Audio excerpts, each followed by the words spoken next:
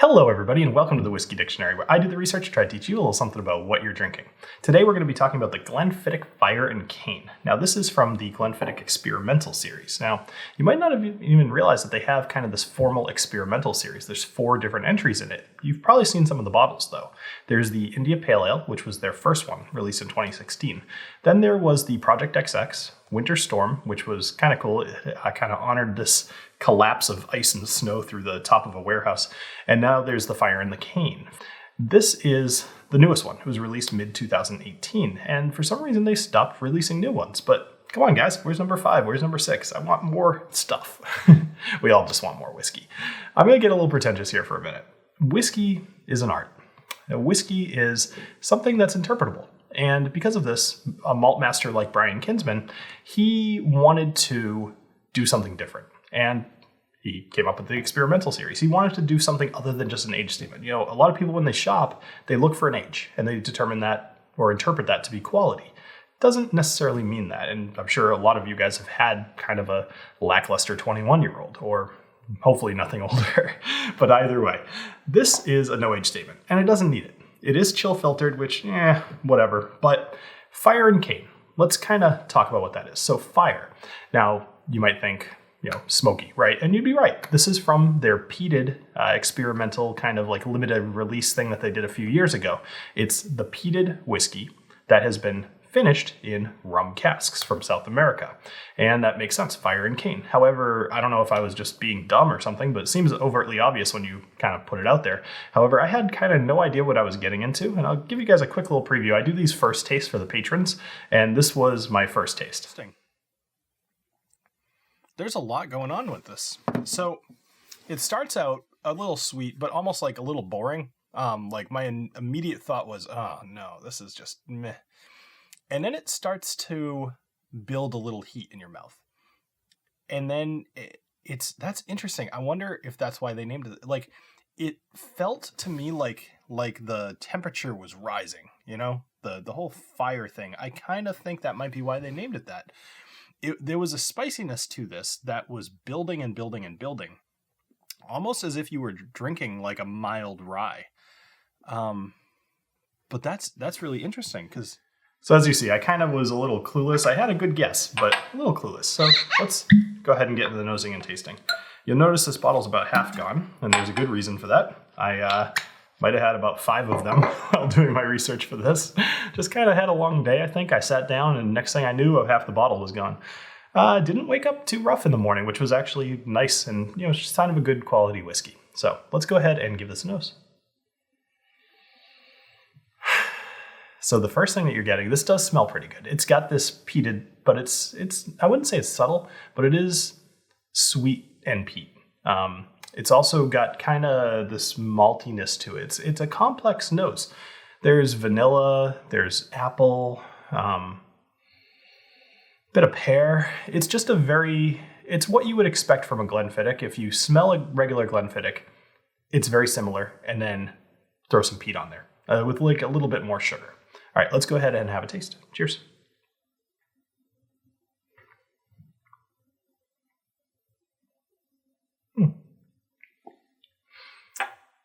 Well, that evolves a little bit on the palate for sure.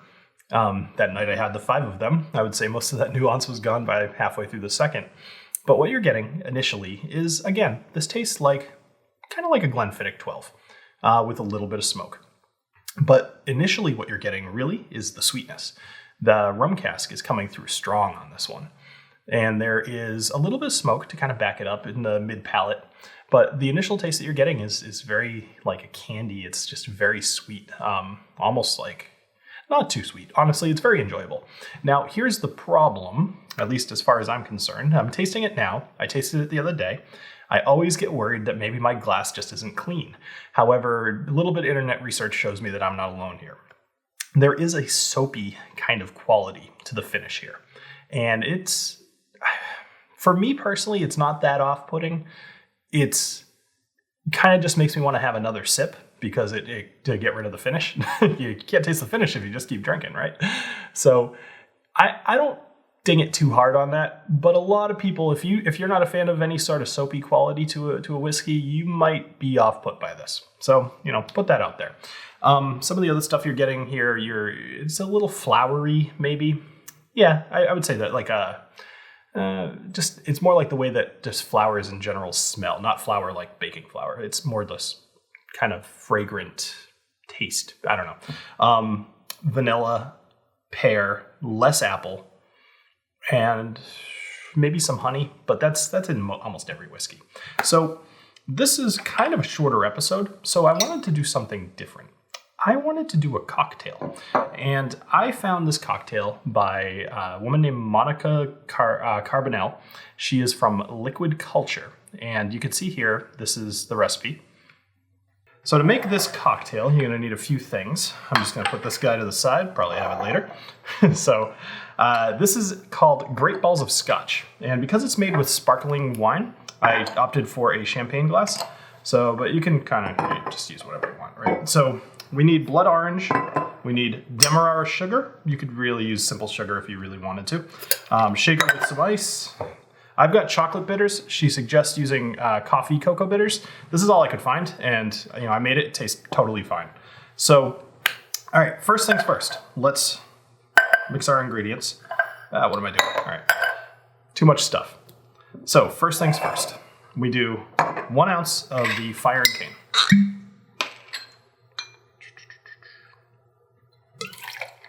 All right, and we got 1 ounce of the blood orange. I'm gonna shake this up. This stuff was hard to find. I had to go to like 2 or 3 different places to find this, so you might, have a tough time finding it. I ended up just going with a blood orange mixer.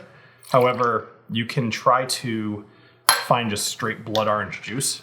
Maybe if you live near some kind of like high-end grocery store, they would probably have it. 1 ounce of demerara sugar.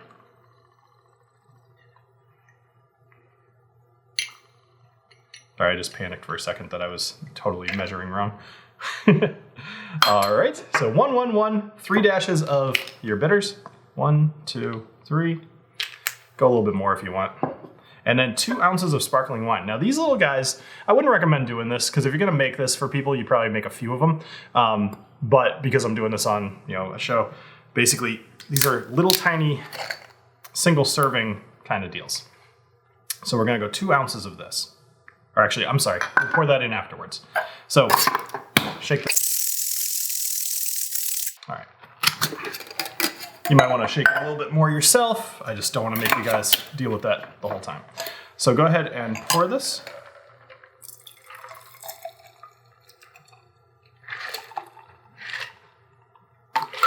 And then top it with your sparkling wine. Now what you're going to have here is something that's going to taste very, honestly, a little bit like a mimosa except with whiskey. Ooh, I poured too much. I'm sorry about that. Probably should have paid more attention to that. So let me talk to you a little bit about this while the foam settles. So what you're going to get here is, it's good enough. I like a cocktail. I'm really getting into cocktails lately, especially with this. Now, I will say one cool thing about Monica is that she was the only person who had a cocktail based off Fire and Cane, because I looked. Apparently there were these 2 cocktails that were served when Fire and Cane first came out, and they sounded really good, but they didn't give any sort of ingredients. So Monica, thank you very much for having this on your site, and it's a very good cocktail. So I'll put her site down here if you guys want to go check it out. Liquid Culture. So cheers.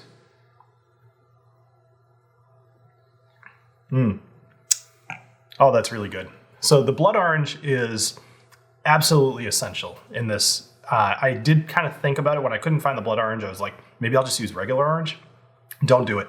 Blood orange is sweeter, and it has just this, it has a very specific taste. It's not terribly far away from oranges, but it is its own thing. So definitely search out the blood orange mix if you want to try to make this.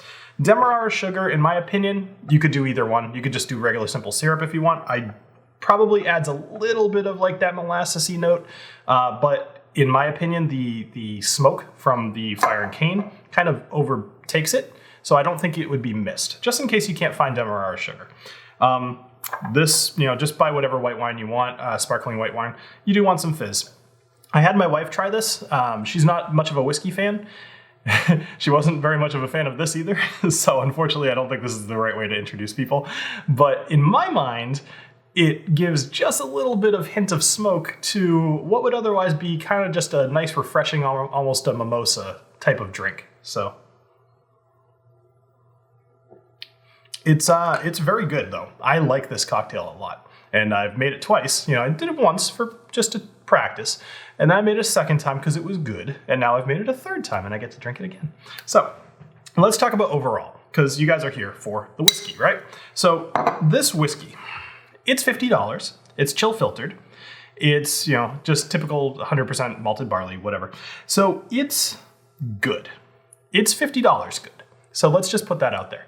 This was a cool experiment. I'm glad that Glenfiddich did it.